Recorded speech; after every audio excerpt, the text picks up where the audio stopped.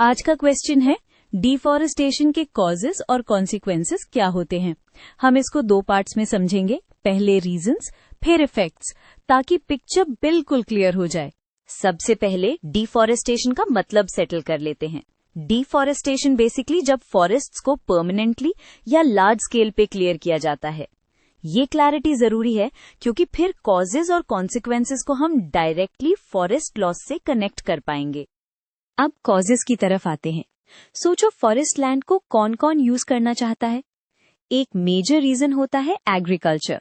लोग क्रॉप्स उगाने के लिए या कैटल ग्रीजिंग के लिए फॉरेस्ट्स को क्लियर कर देते हैं। ये स्टेप इसलिए इम्पोर्टेंट है क्योंकि ग्लोबली सबसे बड़ा ड्राइवर यही होता है। नेक्स्ट कॉज है वुड की demand. Timber, logging, furniture, construction और पेपर इंडस्ट्रीज के लिए होती है। यहाँ एक कॉमन पिटफॉल ये सोचना होता है कि सिर्फ इलीगल लॉगिंग प्रॉब्लम है। लीगल लॉगिंग भी अगर सस्टेनेबली ना हो तो फॉरेस्ट कवर क्विकली रिड्यूस होता है। अब डेवलपमेंट वाला एंगल लेते हैं। रोड्स, डैम्स, माइनिंग और सिटीज के एक्सपेंशन के लिए लैंड चाहिए होती है और फॉरेस्ट्स को कट करके एक्सेस इजी बनाया जाता है। ये चीज चेन रिएक्शन क्रिएट करती है क्योंकि रोड बनने के बाद और सेटलमेंट और लॉगिंग और बढ़ जाती है। कभी कभी डिफॉरेस्टेशन सडन इवेंट्स से भी होती है, जैसे फॉरेस्ट फायर्स। कुछ फायर्स नेचुरल होती हैं, but many times human activity और क्लाइमेट कंडीशंस फायर को ज्यादा फ्रीक्वेंट और इंटेंस बना देते हैं। यहाँ आइडिया ये है, डायरेक्ट कटिंग के बिना भी फॉरेस्ट लॉस हो सकता है। अब कॉन्सिक्वेंसेस की लिस्ट तो सबके सामने आती है। सबसे पहला और ऑब्वियस इम्पैक्ट तो बायोडाइवर्सिटी लॉस है। फॉरेस्ट्स हैबिटेट्स होते हैं, तो जब ट्रीज कट होते हैं, स्पीशीज को शेल्टर और फूड दोनों लूज होता है।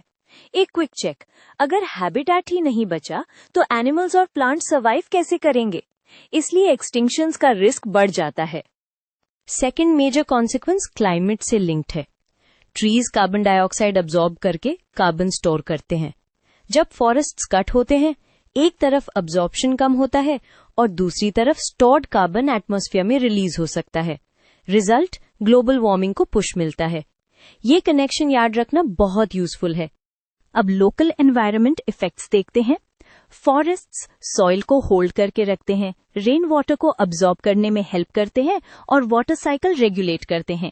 ट्रीज हटेंगे तो सॉइल इरोजन बढ़ेगा, फ्लड्स और लैंडस्लाइड्स का रिस्क बढ़ सकता है और लॉन्ग रन में ड्राउट लाइक कंडीशंस भी बन सकती हैं। ये इसलिए होता है क्योंकि नेचुरल स्पंज सिस्टम रिमूव हो जाता है। Last but very important, human impact. Forest dependent communities including many indigenous groups अपना लाइवलीहुड, फूड सोर्सेज और कल्चर लूज कर सकते हैं। साथ ही इकोसिस्टम सर्विसेज जैसे क्लीन वाटर, पॉलिनेशन और मेडिसिनल रिसोर्सेज भी रिड्यूस होते हैं। तो कॉन्सिक्वेंसेस सिर्फ नेचर तक लिमिटेड नहीं, डायरेक्टली पीपल की लाइफ पे भी आते हैं।